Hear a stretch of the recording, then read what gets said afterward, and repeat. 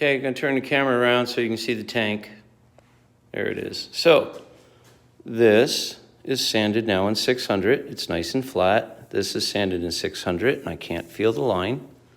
So what I want to get at, you see the reflection in the light bulb, how it's all a little bit out of focus, and it's really not out of focus. It's what we call orange peel, right? And that's the flow of the top of the paint, or actually just all of the paint, how it flows out. And sanding that down is what will make that go from a nice looking tank to a, oh my God, look at that tank. So in the front here, on the curves, the orange peel isn't as prominent as on the flats because it has that curve to roll. Gravity did its thing on the clear coat when I was spraying it out. It stretched it out. But over here where it kind of puddled on a flat surface, didn't have a lot of place to go to, it just kind of peeled out. So as you can see, my face, hey peeps, looks pretty good, but that can actually look a lot better. And that's what I'm up against. So taking the next grit sandpaper, which is 600 grit, and I put the clay bar in there, and that clay bar conforms to the shape of that tank, and it minimizes my time. I'm gonna wet sand it.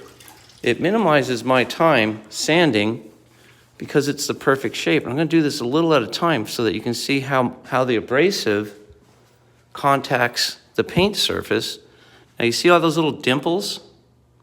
I don't know if the camera's getting that. All those little dimples is what I'm shaving out of that paint to take it to a very flat level. Stand on my... And because I'm using that clay bar, I'm getting a very precise cut.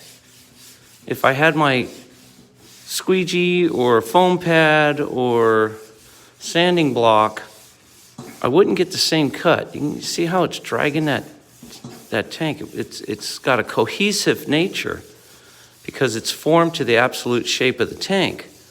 So now, whatever the shape of that tank is, that's the shape of this clay bar, and that clay bar is working that sandpaper. So now the thickness between the tank material and the paint are exactly the same. And that's what makes my paint jobs look better than anybody else's paint jobs, because I can get all that waver out of there at the same height as the metal was designed. And quite frankly, that's how I won so many awards at Pebble Beach. Never told anybody how I did it. They were just like, how do you get the car blocked out so nice? And it's like, well, if you knew what I knew. Anyway, now that I'm getting down to the end of my career, I'll start sharing some of my secrets so some of you younglings coming up in the business can do what I did. Or, do your own thing, whatever inspires you. But I'm thinking I'm gonna start doing little how-to videos in the body shop stuff with this channel. And maybe that'll help get more people looking, I don't know.